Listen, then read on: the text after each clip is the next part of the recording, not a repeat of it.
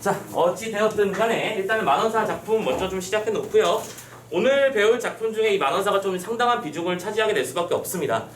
이 가사 작품은 굉장히 긴 건데 선생님이 그때 보조자료에 전문을 실어놨다라고 말씀을 드렸죠. 선생님이 아마 이걸 전문을 꼼꼼하게 첫 번째 줄부터 마지막 줄까지 다 훑을 수는 없을 거야. 하지만 좀 관건이 되는 장면이라든지 좀 할 얘기가 있는 장면들은 계속해서 얘기를 해드릴 테니까 참고를 해주시고, 일단은 보조자료 기준으로 너무 길어. 보조자료 기준으로 21페이지부터 어디까지야? 22페이지까지 있는 내용은 여러분들의 수능 특강에 실려져 있는, 포함되어 있는 부분이니까 요거는 선생님 이따 포함해서 설명을 해드릴 거고, 자, 우리는 어디로 갈 거냐면 23페이지로 바로 가서 전문을 가지고 한번 얘기를 해보도록 합시다. 네. 자, 이 만원사 작품은 수능 특강 교재나 고3 모의고사에서 자주 언급되는 작품 중에 하나. 나올 때마다 출제 확률이 그냥 일단 바닥에 50% 깔리고 시작하는 작품이라고 생각하면 돼요. 자주 언급되는 작품인데, 일단은 이 작품 같은 경우에는 좀 특이사항이 하나 있는 게, 이 작품은 일단은 작품의 갈래로는 유배가사라는 얘기를 합니다.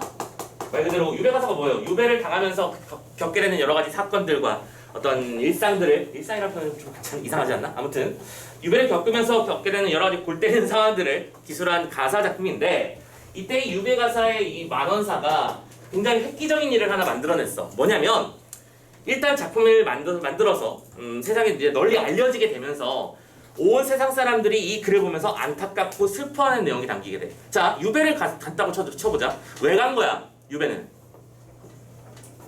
선비들이 유배를 가는 이유는 둘 중에 하나지. 첫 번째, 정쟁의 암투, 그치? 그 다음에 궁정 권력의 어떤 싸움 때문에 밀려나서 가는 경우가 있을 것이고, 또 하나는 잘못을 저질렀으니까, 그치? 그래서 강제로 송환되는 경우가 있을 텐데, 지금 이 작품 같은 경우에 작가 안도환은 쉽게 말해서 창고지기 같은 역할을 했는데, 창고 관리를 잘못해가지고, 그러니까 말 그대로 부정부패 비리를 저질러서 잘린 거야.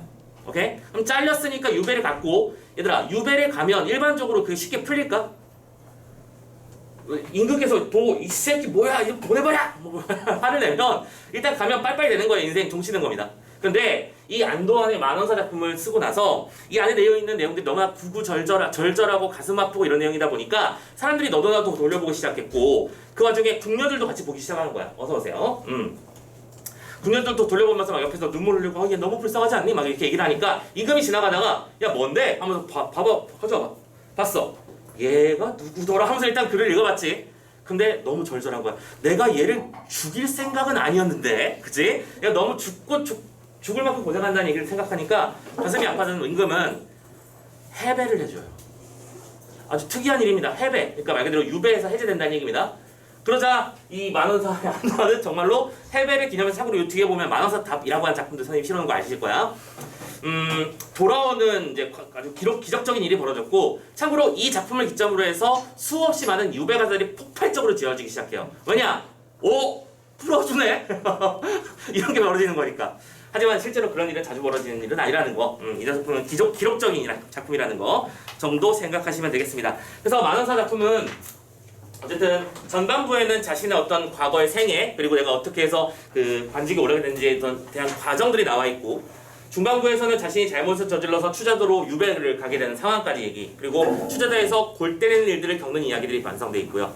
자, 아무튼 작품은 어쨌든 아주 길어. 그래서 해석 똑바로 해가면서 무슨 얘기를 하고 있는 부분인지, 그리고 여기 담겨있는 중심정서는 무엇인지, 그리고 이 중심정서를 표현하기 위해서 나타난 표현법들은 도대체 뭔지, 기본에 충실해서 읽어나가시면 돼요. 오케이? 자, 일단은 첫 번째 보죠. 그러니까 이 작품의 시작 부분부터 한번 살펴보도록 하겠습니다. 자, 다들 24페이지 열려있죠? 가봅시다. 어와 번님네야 이내 말씀 들어보소 하면서 지금 뭘 설정하고? 청자를 설정하고 시작하고 있지. 번님네 청자가 되겠습니다. 청자를 설정하고, 야, 내 얘기 좀 들어봐 하면서 본격적인 얘기를 시작하겠대요. 인생 천지간에 그 안이 느껴온가, 느끼다는 그 feeling, 그 흐느낌, 그런 식의 느낌을 말하는 겁니다. 그래서 느낀다는 얘기는 북받친다라는 단어로 표현되어 있죠. 인생 천지간에 그 안이 북받칠 말이 있을까? 평생을 다 살아도 다만지 100년이라, 그치? 인생은 100년. 하물며 100년이 반듣기 어려우니, 100년을 반듯하게 살아가기 어려우니까, 어서오세요. 백구치과 극이요 창해지 일속이라 라고 되어 있습니다. 자, 백구치과극 창해지 일속, 말 그대로 특히 창해일 속이라는 사자성어 정도는 기본적으로 여러분들 알고 있죠? 창해, 넓은 바다에 겨우 좁쌀 하나. 그러니까 아주 거대함 속에 존재하는 아주 쌀알만큼 별것 아닌 존재로서의 인간의 생애를 말하고 있는 거죠. 아무튼 인생은 백구지가금, 순간 같은 것이고 창해질 속 전부 다 하찮은 것일 뿐이다. 인생 뭐 있겠어. 영려 건곤은 세상이라는 뜻인 건 알고 있죠? 세상에 지나가는 손이로다. 손님이란 얘기입니다. 비로운 인생의 꿈의 몸을 가지고서 남아의 하올 일을 평생에 다하여도, 그럼 남자로서 할 일은 뭐냐? 자신의 이름을 세상에 드러내고, 그렇지? 춤과 예와 같은 유교 이념을 세상에 더 어떤 절파하고 이런 것들을 말하는 것이겠죠. 그런 하올 일을 평생 동안 다해도 풀끝에 이슬이라 오히려 덧없거든, 그렇지? 풀끝에 이슬, 사라지기 직전이라는 얘기죠. 그만큼 허무하다는 얘기인데, 어와 내일이야 광음을 헤어보니, 자 이런 표현 중요하지, 그렇지? 광음을 헤어본대요. 광음이 무슨 뜻인데, 광 빛이고 음은 어둠이지. 빛과 어둠을 헤어본다는 얘기는 뭐예요? 세월이라는 의미가 되는 겁니다. 하루 낮과 하루 밤의 흐름을 광음이라고 표현하거든요. 광음은 세월이라는 단어로 번역시키고, 세월을 지나갔던 세월들을 헤아려 보니까 반생이 채 못되어 육육에 둘이 없네 라고 돼 있지. 계산법 잘 봐. 반생에 채 못되어, 반생은 생애를 100년이라고 아까 쳤었지, 그치? 자료 없냐? 야, 어디서 가냐면 선생님 자리 어딘지 알지? 선생님 자리 저기 뒤에 보면 요 클리닉 판때기 있어.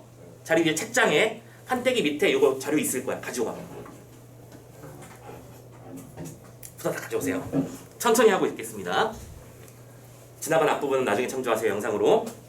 자, 아무튼 풀끝에 이슬이 될 만큼 허무하게 사라질 수 있는 그런 존재인데, 도덕권이 다시 거기부터 했었죠. 반생이 채 못돼요. 그러니까 100년의 절반이니까 50년이잖아, 그치? 50년도 못 되어서, 특히 66에 뭐라고 돼 있어? 66에 둘이 없다라고 표현했죠. 66은 36. 여러분들 그 옛날 표현 보면 28 청춘이란 말 들어본 적 있지? 그럼 그게 28세일까 설마? 아니에요. 28에 16. 16세의 청춘기를 말하는 겁니다. 그럼 66은 뭘까? 66에 36. 오케이? 근데 둘이 더 부족하다고 했으니까 34세. 오케이? 현재 34세를 기준으로 현재 일이 벌어지고 있는 거다라고 얘기하는 중이야. 그래서 반생에 붙여 못해요. 66에 둘이 없다. 이왕 일 생각하고 즉금일 헤아리니, 그치? 생각을 해보니까 번복도 측량 없다. 번복, 되돌린다는 얘기입니다. 되돌리는 것이 측량 없다. 불가능하고 힘들다. 그래서 승침도 하도 할샤. 승, 올라가는 거고, 침강한다는 말 알지? 내려가는 거. 그러니까 34세 얘기 동안 승하고 침하고 하는 인생들을 보내왔다는 얘기입니다. 어쩔 때는 잘 나갔고요. 어쩔 때는 끝없이 내려갔습니다. 그걸 인생의 그래프라는 얘기겠죠. 이 승침이 하도 할샤. 중세국어 하다 무슨 뜻? 많다. 그렇지? 승과 침이 많기도 많았다. 남들의 남들도 그러한가 내 홀로 이러한가 아무리 내일이라 내 역시 내 몰라라. 장우단탄. 장은 긴다는 얘기고 단은 짧다는 얘기잖아. 그치? 길고 짧은 한식들이 절로 일어나니 도중상감뿐이로다. 도중상감. 자, 도중상감이라고 표현했어. 도는 뭐예요? 싸움입니다. 싸움에서 느끼는 슬픈 마음이죠. 지금 이 작품의 시작 시점이 어디라는 거야? 추자도 도착해서라는 얘기입니다. 그죠? 내가 34세 인생 동안 수많은 세월들을 보내왔고 그 안에 다양한, 그치? 승진과 하강을 반복했었는데, 참고로 이 작품의 안도환이 이제 내용을 읽어보면 아시겠지만 출세해요. 그치? 관직이 나아갑니다. 근데 사소한 잘못 때문에 탄핵돼가지고 저 밑으로 내려갔었어. 근데 그걸 임금님이 봐주신 거야. 그래서 다시 올라갔거든? 근데 거기서 또 실수를 해서 유배를 당한 상태야. 그러니까 올라갔다 내려갔다를 지금 승침이라고 표현한 거고요. 그런 와중에 자신은 지금 현재 유배를 당한 상태다라고 하는 것을 보여주는 근거 구절로 도중상감이라는 표현을 썼다. 섬에서의 상감, 슬픈 마음 이라고 표현하면서 작품이 시작하고 있는 것을 확인할 수 있었습니다. 됐죠? 자, 요렇게 작품이 시작하고 있다 정도 생각해 주시고요. 자, 두 번째 2페이지는 일단 넘어갑시다. 원래 다 한번 하나씩 꼼꼼하게 봐야 되는데 시간이 없어, 시간이. 자, 참고로 세 번째, 지금 여기 뭐냐, 26페이지 나와 있는 내용은 내가 그동안 좀 잘났어, 제법 글 좀 썼지 라고 하는 약간 자기의 어떤 멋진 솜씨를 자랑하는 구절이니까 그냥 그렇다 하고 넘어갑시다. 보시면 뭐 당시 격식이요 송명시의 제치로다 뭐 이런 식의 표현들이 나와 있습니다. 넘어가고요. 자, 그런 다음에 27페이지로 잠깐 넘어가 보자. 자, 일단은 무슨 얘기냐면 앞에서 23페이지를 거쳐서 출세를 했다 이거야. 부모님 날 낳으시고 어머님이 날 길러주셔서 열심히 공부해가지고 제법 멋진 솜씨를 가지게 되었고 그 솜씨 덕분에 나는 출세를 하게 되어서 급제를 했다 이거지. 급제 다음과 정도입니다. 유명무실 하려 하사 일시 제동 일컫더니, 그치? 일시 유명무실이라는 말을 들어본 적 있을 거야, 그치? 이름은 있지만 실제로 내용은 없다라는 얘기입니다. 그러니까 무슨 얘기냐면 일시 한때 나는 제동이라고 불렸대요. 제주가 많은 어린아이죠. 제동으로 불렸는데 굳이 구득 요조숙녀 전전만측 생각하니라고 해서, 자 갑자기 전전만측하고 요조숙녀는 왜 나올까? 과거에는 출세 자리에 올라가기 위해서는 하나의 집을 가문을 이루고 나와야만 했거든. 결혼하지 않은 미성년자는 관직에 참여할 어떤 뭐랄까 기본적인 자격이 부여되지 않았어요. 자기 집안도 관리 못하는 사람이 어떻게 나라를 관리하겠느냐라는 개념이죠. 그래서 과거에는 어쨌든 결혼이라는 걸 해야 관직에 진출할 수 있었거든. 근데 지금 나이가 오케이 잘 나가고 있고 세상에 인정받고 있는데 아직 내가 와이프가 없는 거지. 그래서 전전반측 고민하고 있는 거야. 어떻게 하면 요조숙녀를 구할 수 있을까? 됐죠? 그래서 동방화촉 늦어간다. 그치? 동방에 화촉을 붙인다라고 하는 거는 결혼했다는 뜻입니다. 화촉이 늦어지고 있는데 20년의 유실이라. 근데 결국에는 20세의 유실. 유는 있게 되었다는 얘기야. 실은 자신의 아내를 말하는 것이겠죠? 결혼했다는 얘기입니다. 아내가 생기게 되었어요.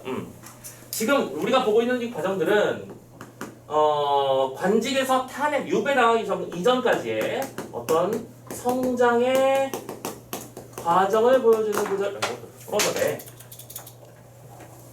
과정을 보여주는 구절이다 라고 이해해놓고 일단 쭉쭉 따라오세요. 그리고 유한정정 법을 받아 삼종지의를 알았으니 삼종지도라고 해서 여자는 무릇 3명의 남자를 따라야 해. 어렸을 때는 아버지, 커서는 자신의 남편, 그리고 마지막 노년에는 자신의 아들의 말을 따르라는 얘기입니다. 굉장히 가부장적 가치관이죠. 삼종지를 알고 있는 여자라서 내조의 어린 처는 성가의 징조로다. 분위기 좋아요. 오케이? 아내 좋게 잘 얻었고요. 난 지금 잘 나가고 있습니다. 그래서 쭉 넘어가서 중간점을 봅시다. 입신양명 이 부분도 부터 읽을게요. 입신양명 길을 찾아 건문 탑적 하올 쪽에, 입신양명이라고 하는 건 말 그대로 출세하기 위함을 말하고, 그래서 입신양명하기 위해서 건세가의 집에 드나들기 시작하는 거야. 그러니까 내 친구가 영의정 아들이고 이런 식이면 출세 가도를 달릴 수 있는 거잖아, 그치? 그래서 그런 일들을 하기 시작했습니다. 그래서 어디 갔어? 어디 갔니? 어디 읽다 말하니?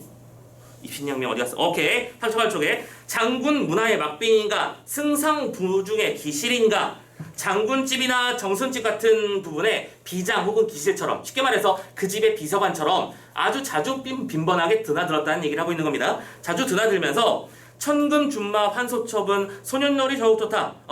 천금의 준마, 그러니까 뭐 화려하게 장식한 훌륭한 말을 타고, 요즘 말로는 포르쉐 타고, 그치? 좋은 차를 타고 다니면서 소년놀이가 더욱 좋았어. 그래서 소년놀이 하면서 밑에 나오는 얘기는 뭐야? 명승지에 놀러가고 놀이터에 놀러가고 절대가인이랑 놀고 다니고 이러고 있는 겁니다.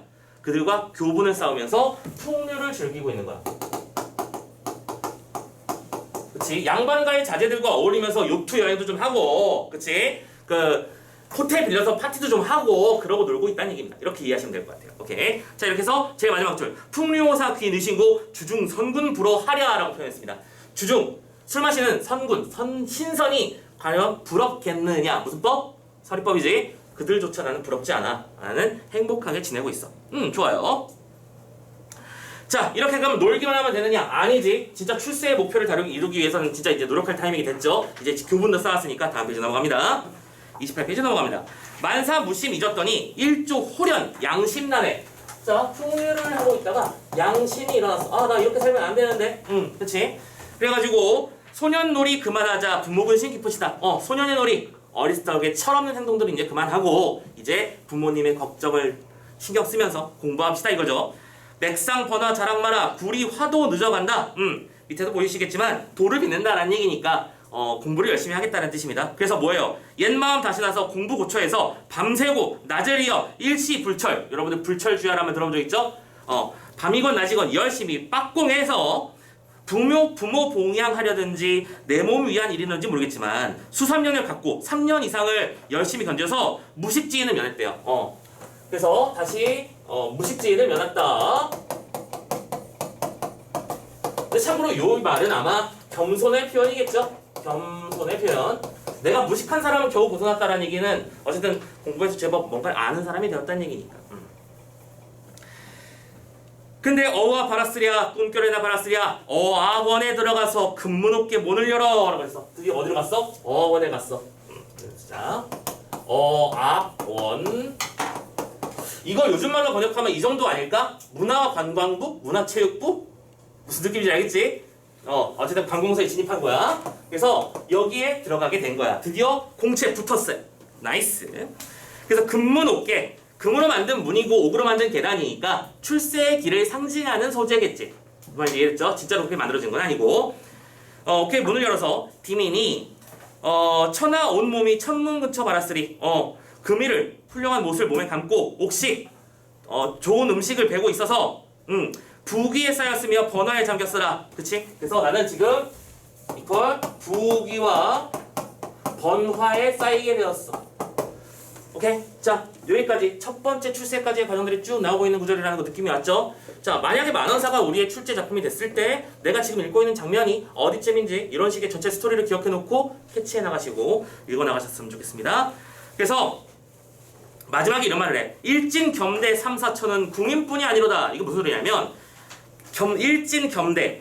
그러니까 내가 소속은 하는데 맡고 있는 일이 3개, 4개를 겸해서 하고 있다는 얘기입니다. 그럼 이건 뭐예요? 능력을 인정받고 있다는 뜻이겠지. 너 이것도 할 줄 알아? 이것도 해봐. 저것도 해봐 하면서 이런저런 인정을 받고 있는 중입니다.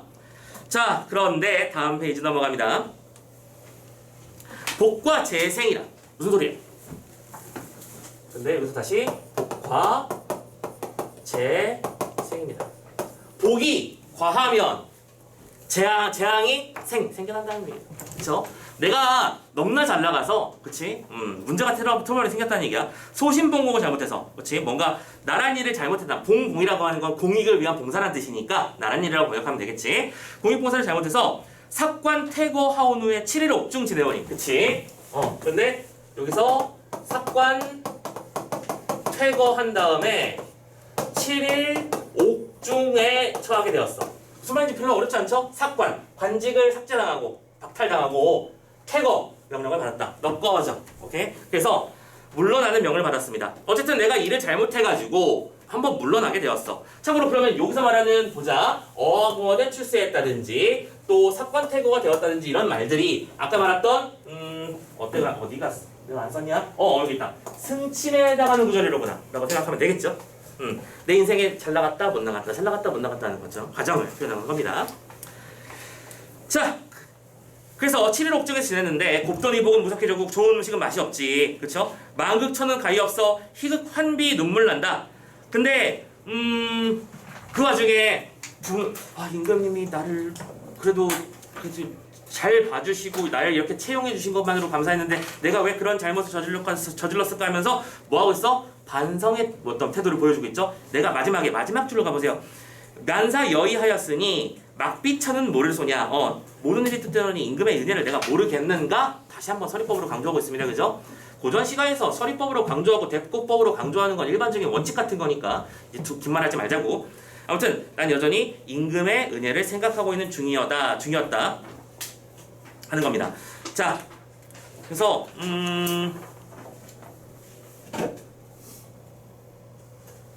잠깐만 다음 페이지. 자, 7페이지, 그러니까 30페이지 넘어갑니다. 자, 이제 본격적으로 유배를 가게 되는 이야기. 그러니까 올라갔다 내려갔다 하면서 올라갔다 다시 또 다른 사람들이 환영을 받으면서 복귀했다 그런 과정들이 있었는데 넘어간 겁니다. 넘어가고 자, 세 번째 줄부터 보자고요. 극성 즉 필패하고요. 흥진 즉 비례라. 자, 특히 흥진 비례 정도는 많이 들어본 적이 있을 겁니다. 그쵸? 좋은 일이 닿으면 슬픈 일이 다가온다는 얘기입니다. 그치? 인생의 부침이라는 얘기죠. 그래서 흥진 비례와 연결시켜 놓으면 좋을 것 같고요. 그런 상태에서 다 오르면 나려오고 가득하면 넘치나니. 그쵸? 다 올라가면 내려오는 법이고 가득 차면 넘치는 법이지. 호사가 담화하고 조물이 시기. 그치? 호사담화 좋은 일에는 마가 많이 낀다는 얘기고 조물주의 시기가 있어서 운명이라는 뜻입니다. 인간 작죄 많이 하여 화전충화 되었으니. 그치? 화전충화. 꽃밭에 충화, 불길이 타오른다는 얘기입니다. 내가 잘 만들어놓은 꽃밭에 불길이 타오르기 시작했고 이건 말릴 수 없게 된 일이다 됐다는 얘기죠. 청천지일 맑은 날에 내성병력 깊이 치니 라고 했어. 지금 봐봐. 결론적으로 지금 이 말은 무슨 말을 하고 있는 거야? 귀양을 당하게 된 그런 상황에 처한 자신의 마음을, 그치? 자연물을 통해서 표현하는 중이지. 예를 들어 꽃에 불이 붙었다든지 번개가 친다든지와 같은, 그쵸? 불이라든가 번개와 같은 자연물을 통해서 자신의 어떤 상황을 표현하고 있는 거 체크하시면 좋겠습니다. 아무튼 천둥목기 급히치니 혼백이 달아나서, 그치? 삼원 700 날아서서 천지인사 아울소냐 세상 인사불성을 모르게 되었어. 여불승이 약한 몸에, 여불승이 무슨 소리냐면 자신이 입고 있는 옷조차 버거워하는 사람이라는 얘기야. 그러니까 사람 몸이 막 30kg, 40kg 가벼우면 옷이 부담스러워 보이잖아. 그런 연약한 몸이란 뜻입니다. 그런 연약한 몸에 25근짜리 칼을 쓰고요. 여기서 말하는 칼 뭔지 알죠? 이렇게 목에 차는 사람 귀찮게 만드는, 귀찮게 만드는 게 아니지. 얘들아, 옛날 작품들 보면 왜 춘향전이나 이런 데 보면 춘향이가 감옥에 갇혀서 이제 칼 쓰고 있잖아. 근데 되게 그거 편해 보이잖아. 근데 칼이 원래 사람 진짜 골 때리게 만드는 고문 도구예요. 칼이라는 것 자체가 고문 도구거든.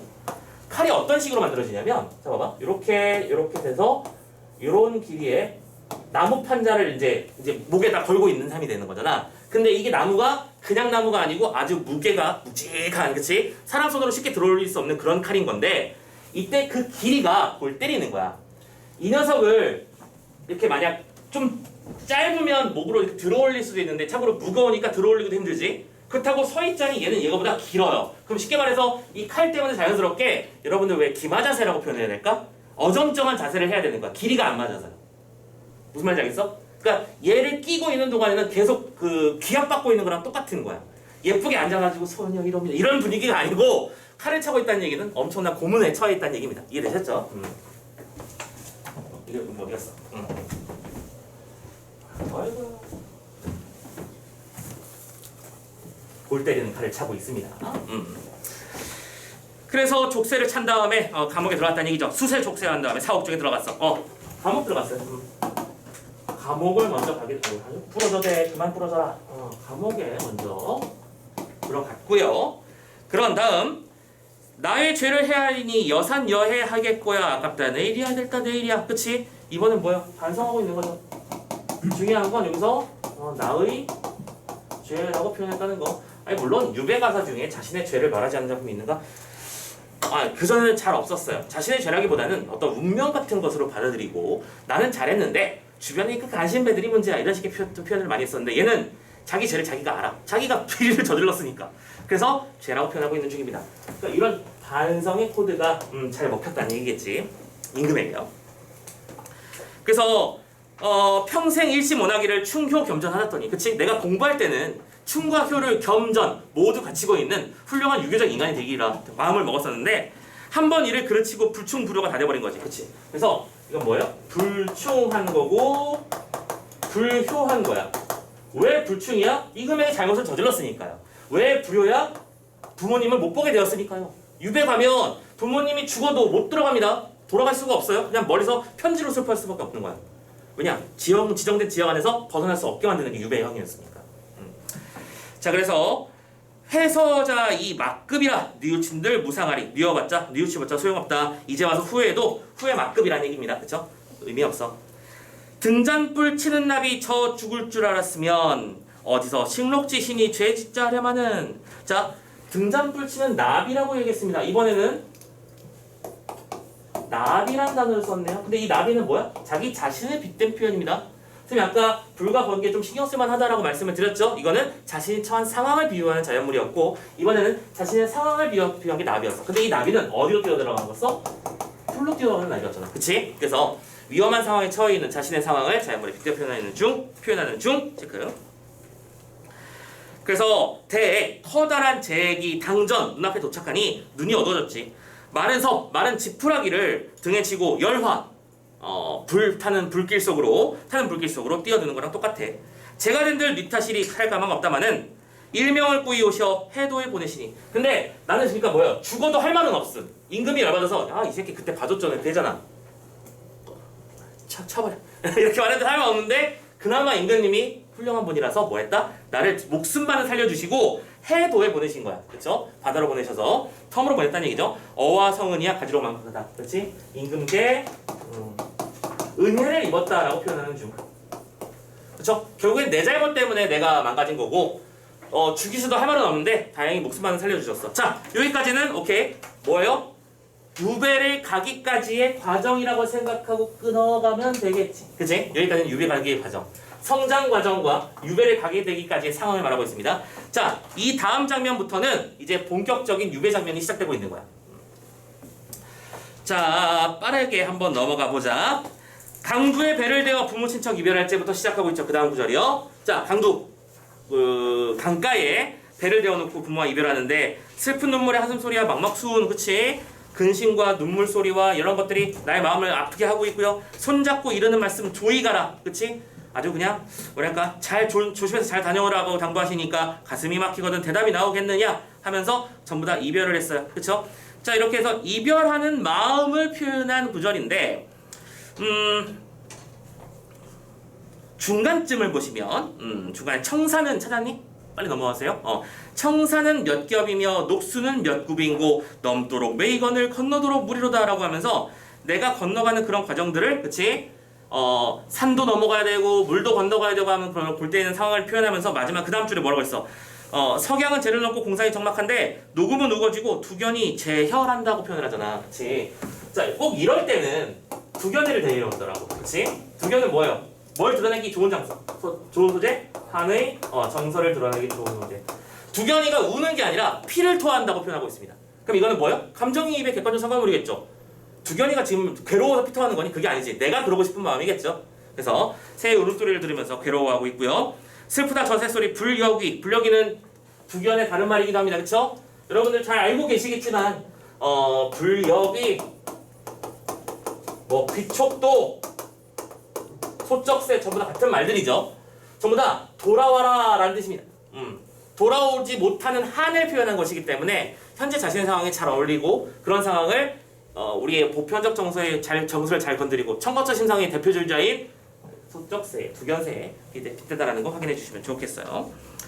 그래서 내일의 이름이냐 내일의 이름이냐 그게 너냐 나냐. 참고로 이 두견은 심지어 뭐까지 했어? 의인화시키기까지 했지? 얘를 뭐라고 불렀잖아? 너라고 불렀잖아. 그래서 의인이라는 표현도 기억하셔야 되고요. 객관적 상관물도 표현하셔야 되고요. 감정이입도 얘기하셔야 되고요. 좀 살펴볼 만한 단어고 너무나 표준적이고 모범적인 예문이지.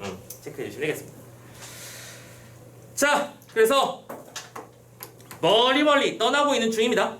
멀리 떠나고 있는 중이고 다음 페이지 넘어갑니다. 쭉쭉 갑니다. 경기 땅 지나고 충청도 다다르니 하면서 지금 이 구절은 그냥 다 넘어갈 거야. 딱 보자마자 느낌이 왔죠? 지금 이건 뭐예요? 귀양초로 가기까지의 여정 중에서, 그치? 여정을 중심으로 지금 표출하고 있는 중이죠. 참고로 여러분들 이런 말을 들어본 적 있을 거야. 지금 내가 경기도를 지나고 계룡산을 지난 다음에 전주를 지나서 저기 어디 가니? 장성과 정읍을 지나서 나주를 지나서 지금 우리나라 한반도를 이렇게 남하하고 있는 중이지. 머릿속에 지도 그려지죠? 근데 내한테 중요한 장소는 어디예요? 서울에 있다가, 그치? 잘 나가는 서울에서 관직 생활을 하고 있다가 결국엔 추자도라는 섬으로 유배를 가는 상황이거든? 그러면 그런 여정들은 디테일하게 하나하나 설명할 필요가 있어 없어? 없지. 그래서 우리는 아마 관동배우 배운 사람들도 알고 있을 거야. 속도감 있는 전개를 위해서 여정만 열거하고 있는 거지. 여기는 핵심 장면이 아니니까. 예를 들어 내가 하와이로 여행 가는데 중간에 김포공에서 타면 안 되지. 인천공에서 비행기를 타고 중간에 필리핀을 왜 맞추지? 미안해. 내가 해외여행을 해본 적이 없어서 어떻게 경유하는지 몰라. 아무튼 간에 A 장소의 경유에서 B 장소를 경유해서 결국 하와이에 도착했으면 나한테 중요한 건 경유한 게 아니잖아. 하와이잖아. 그래서 여정을 속도감 있게 빠르게 전개하고 있다라고 생각하고 넘어갑시다. 훅 하고 넘어갑니다. 여정을 나열한. 여정의 나열과 열거. 근데 기본적으로 기행적 요소가 나타나면 여정과 견문과 감상이 다 나오잖아. 어디 가선 뭘 보고 뭘 느끼고. 근데 여기서는 여정만 나와 있다는 게 특징이라는 거야. 자, 그래서 다음 챕터 넘어갑니다. 이 챕터의 얘기는 뭐냐면, 자, 이제 배를 타고 섬으로 들어가기 시작한 거야. 섬으로 들어가는데 때마침 서북풍이 내 길을 재촉하는 듯이라고 했어요. 서북풍이 불어온다는 얘기는 서북 쪽에서 불어오는 거니까 동남 방향으로 배가 움직인다는 얘기겠지. 그러면 배가 남쪽으로 움직이기 쉬워진 거니까 그래서 이렇게 표현한 거야. 내 길을 재촉하는 듯. 이랬나? 선두에 있는 백기는 동남을 가리키니 천석씨는 대중선에 쌍도출 높이 달고 갈 때 뭐 타고 간 거야? 죄인 전용 호송선이 있는 건 아니고 오케이? 뭐랄까 다른 업무 때문에 곡식을 싣고 가는 배에 몸을 맡겼다는 얘기입니다. 그러면서 쭉 배를 타고 가는데 마디마디 처량하다 적객심이 어떨고 도서공이 노래를 하고 있는데 그 노래가 처량하게 느껴지고 있는 거야. 근데 노래가 원래 처량하라고 부르는 거니? 아니죠. 나의 마음이 처량하기 때문에 들리는 노래 소리도 처량하게 들린다는 거 너무 잘 알고 있는 그런 식입니다. 하면서 쭈루루루 넘어가는데 자 어디 부분 봅시다.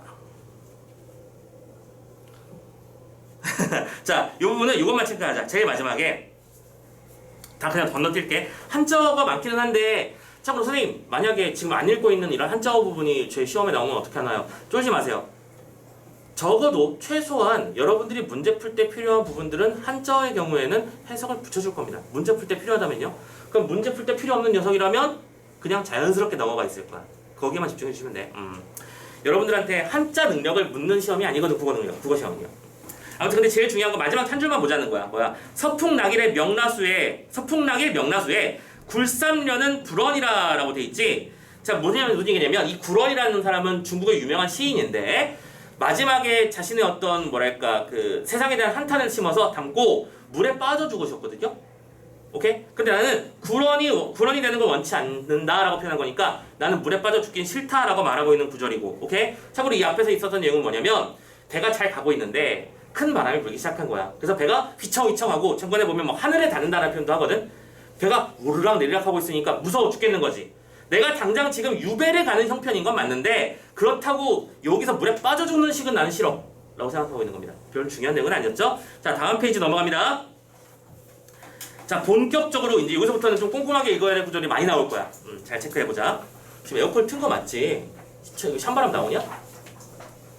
오늘 많이 덥긴 더운가 보다. 선생님은 땀을 최대한 안 움직이려고 노력하는 중인데 땀이 계속 흐르네. 여름입니다. 힘내세요. 힘내세요. 자, 차역 천명 한일업사. 이 역시 천명 하늘의 명 운명 같은 것이니까 한일없다. 어쩔 수 없어. 일생일사 어찌하니, 그쵸? 죽었다 살았다를 그치 어떻게 내가 할 수 있는 건 아니다라고 하면서 반포기쯤 하고 에라 모르겠다 누워 있는데 출몰사생 삼주야에. 그러니까 사화는 죽음이고 생은 삶이니까 죽음과 삶을 넘나드는 그렇지 고비를 3, 4일 정도 보낸 후에 노지우고 다칠지니라고 해서 뭐예요? 이제 섬에 도착한 겁니다. 도착을 했는데 수로천리 다지내어 추자섬이 여기로다. 오케이 도착. 드디어 도착. 어디에요? 추자섬에 도착합니다. 도착했습니다. 지금은 추자도가 뭐 노래에도 나오고 관광지 명승지로 유명한 장소이고 그렇죠. 하지만 이 당시에는 추자도 즉 섬이라고 하는 공간은 어쨌든 유배지로 많이 선호되는 공간. 보통 유배를 가면 둘 중에 하나였어요. 북쪽으로 유배를 당하거나 남쪽으로 유배를 당하는데 북쪽 유배는 일반적으로 저기 개마고원 라인 있지. 추워 죽겠어요. 오케이? 그쪽 라인이고 남쪽으로 가면 대부분 섬이거나 그런 경우가 많았어. 자, 그래서 도중으로 들어가기 적막하게 트심이라. 그치? 적막하기 이를 데 없다는 얘기야. 서울살이를 계속하던 친구가 갑자기 섬마을로 쑥 들어갔으니까 뭐 전기가 있어 뭐가 있어 그지? 뭐야 이건? 하면서 곤란해 하고 있는 중이죠. 자, 그래서 쭈르르륵 넘어갑니다. 풍도섬이라는 단어 보이니? 여기서부터 읽을게. 풍도섬이 어디면요 지옥이 여기로다라고 되어 있는데 요새 이 풍도라고 하는 게 어디냐면 지옥을 말하는 겁니다. 바로 여기가 어디 아닌가? 지옥 아닐까라고 생각하는 중이야.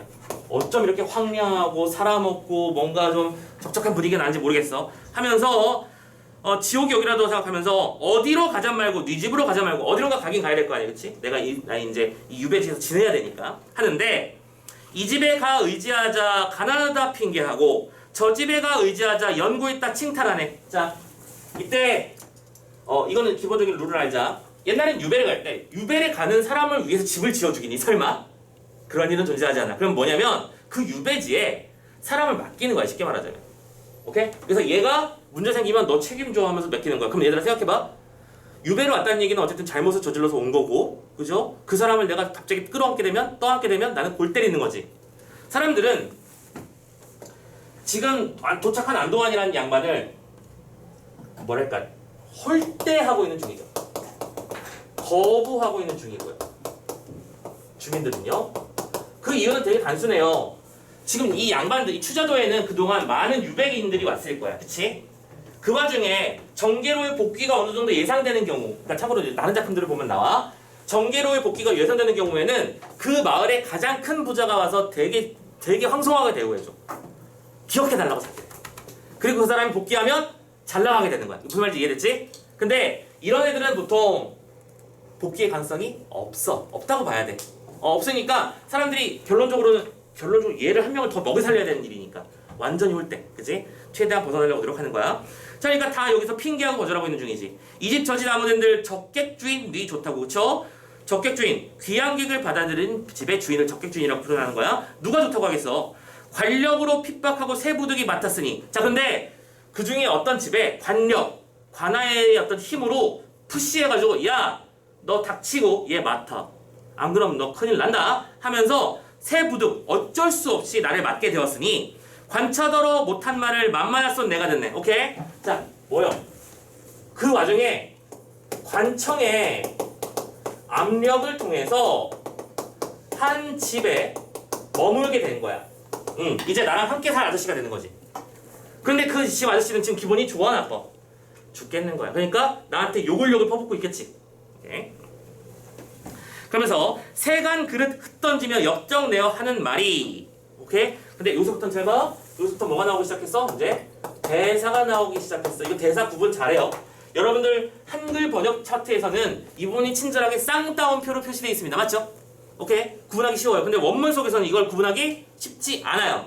이 대화의 흐름과 대화의 어떤 분석이 제대로 되는지를 파악하는 게 기본적으로 해석이 제대로 되는지 묻는 문제의 일반적 패턴이거든. 오케이?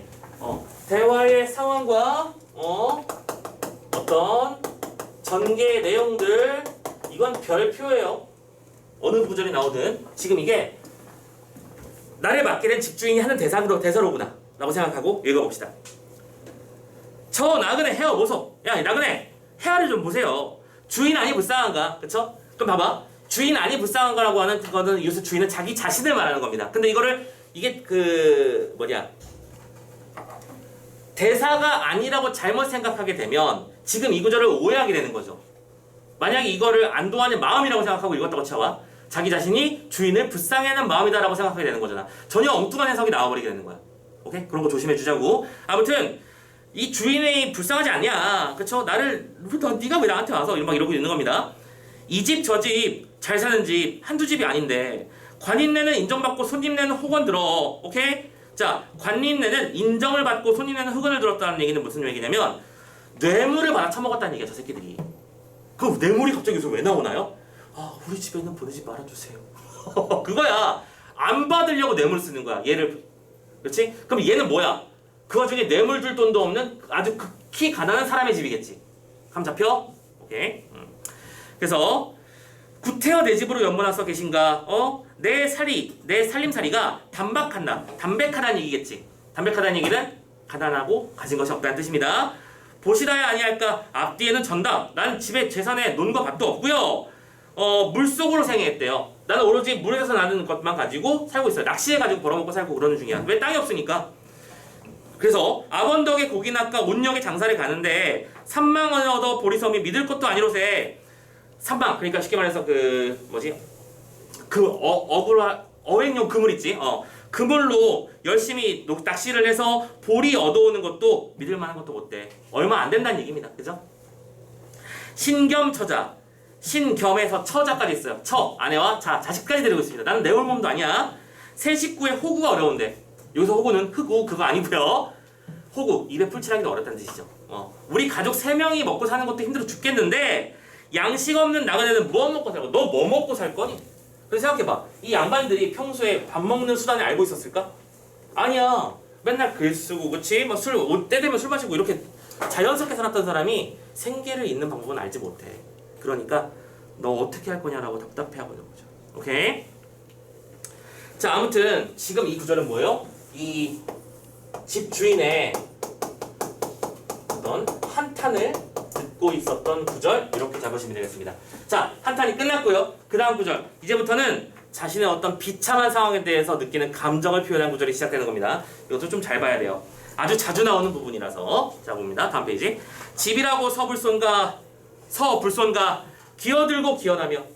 상황도 기가 막혀요. 얘네 집이 서서 있을 수 있는 집이 아니라는 거야. 움막이라는 얘기죠. 이렇게 숙이고 들어가서 이렇게 앉아 있어야 되는 그런 상황의 집. 방 한 칸에는 주인 들고 나그네는 잘 데가 없어. 방이 한 칸밖에 없어. 근데 원래 살던 사람이 있는 거잖아. 그래서 그 주인하고 아내랑 자식들은 그 방에 자고 나그네 자기 자신을 말하는 거지, 그치? 참고로 여기서 주인과 부기사라는 표현이 웃기긴 한데 나그네의 관계로 잘 살펴봐. 지금 집 주인의 입장은 억울하고 한탄스러운 거야. 왜 네가 우리 집에 와서 나를 괴롭히느냐. 그리고 나그네는 누구야? 이퀄 타자를 말하는 겁니다. 자식이 자신을 말하는 거죠. 자기 자신 역시 한탄을 퍼붓고 있는 거죠. 내가 어쩌다가 이런 운명이 되어서 홀대받고 있는 건지 모르겠어. 그래서 내가 어떻게 살아야 되는데 띠자리 한 입 주어 첨하게 거쳐가니 첨하계라는 건 첨하애라는 얘기야. 그러니까 뭐야, 첨하 밑에. 무슨 말인지 알겠어? 선생님 종로학원에 입학하게 되었어요. 막 사람들이 예를 들어 종로학원이 막 사람들이 1000명 단위로 막 기다리는 학원이라고 치자. 그러면 저기 뭐냐, 뭐라고 표현해야 돼? 주차장 옆에 있는 그 비피하는 곳 있지? 거기서 가지고 나 종로학원에 드디어 들어올 수 있게 되었어. 이러고 있는 거랑 똑같은 거야 지금. 첨화 밑에서 비를 피하고 자고 있습니다. 근데 냉지에 누습하고 짐생도 하도할시야. 냉지, 땅바닥은 차갑고, 그치? 지푸라기 깔고 있는 거니까 춥겠죠? 또 짐생이 무슨 뜻입니까? 중세국어. 짐생. 짐승? 우리가 알고 있는 그 짐승이 맞아? 아니에요. 이거 곤충을 말하는 겁니다. 진해, 애벌레 같은 것들. 아무튼 봐봐. 짐승이 많아서 발 남은 구렁뱀, 발이 남았다는 얘기가 아니라 한 마리 넘는 아주 커다란 구렁이 뱀에다가 뼘 남은 청진의라. 뼘, 한 뼘이 넘는 길이에 청진이. 그냥 쭉 읽어봐. 청진애를 말하는 거야. 푸른 진해. 상상만 해도 징그럽지 않냐? 오케이? 손바닥보다 더 큰 거대한 사이즈의 푸른색 진해가 내 옆에서 기어다니고 있는 거야. 환장하지? 좌우로 둘러서니 무섭고도 징그럽다. 그렇지. 그래서 자, 첫 번째 밤을 보내고 있습니다. 수없이 많은 짐승들로 인해 무섭고요. 누습하다고 썼지? 누습하기 때문에 말 그대로 냉지이기 때문에 누습하다. 이렇게 표현을 해봐겠지? 냉지에서 자고 있기 때문에 누습, 습기 때문에 누추하다. 살기가 벅차다라고 말하고 있습니다. 그런데 중요한 건 이건 뭐예요? 자신이 머물고 있는 환경에 대한 얘기야. 그치? 그 환경에서 자신의 마음이 중요한 건데 내 마음은 어떤데요? 서산일락하고 서쪽 산에서는 일락, 해가 지고 있고 금은밤이 어두워가는데 술불은 희미한 상태에서 어디서 슬픈 소리, 내 근심을 더하는 곳, 어디서 슬픈 소리가 들려와요? 그러니까 뭐야? 나의 근심이 오케이 생기고 있는 중이고, 별표에 배 떠나니 노젓는 소리로다. 오케이? 그럼 이때 노젓는 소리를 왜 듣고 있는 거야? 저 배는 원래 내가 타고 온 배겠지. 오케이? 근데 저 배가 떠났다는 얘기는 나 이제 못 가라는 얘기입니다. 이해됐죠? 절망감을 느끼고 있는 중이고, 그래서 노젓는 소리를 통해서 슬픔을 느끼고 있는 거네. 자, 요거 묶어볼까? 공통점 뭐야? 청각적 심상이 동원되고 있지. 누군가의 슬픈 노랫소리 때문에 나도 슬퍼졌고, 노젓는 소리 때문에 괴로워지고 있는 중이야. 그러니까 지문을 읽으면서 항상 말씀드리지만 공통점과 차이점을 묶을 수 있는 것들이 있는지 항상 신경 쓰면서 읽어달라고요. 계속 갑니다. 자, 눈물로 밤을 새워 아침에 조만드니. 그래서 아침이 되었어요. 다음날 아침 첫 번째 날입니다. 이제 본격적인 날 첫 번째 날입니다. 밥을 먹는데 들쓰른 보리밥에 무장덩이 한 종자야. 그래도 정말 친절한 거야. 그치? 밥을 준 거야. 역시 밥심의 나라고 인심의 나라입니다. 정말 당장 죽게 생겼어도 어쨌든 밥은 줘. 그래서 보리밥에 아까 간장이었니? 된장이었니? 뭐였더라? 무장덩이. 우리가 무장덩이니까 된장이구나. 보리밥에 된장 한 덩어리. 끝! 오케이? 그럼 막 감지덕지하고 먹겠죠. 먹는데 이게 하나야. 한술 떠보고 큰 덩이 내어놓고, 오케이? 무슨 소리야?